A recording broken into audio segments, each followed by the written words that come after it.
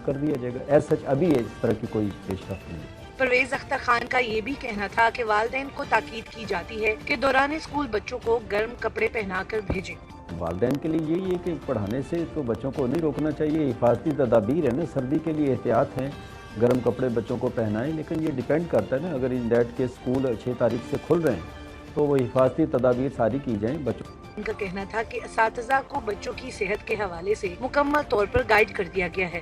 ہم بھی انشور کریں گے اسکولوں کے اندر کہ ایسا اگر کوئی ٹو مچ لو ٹیمپریچر نہیں ہے تو بند کمروں میں لائٹنگ کا پراپر انتظام ہو تاکہ بچوں کی ایجوکیشن کا پروسیس جاری ہو اسی کے اندر.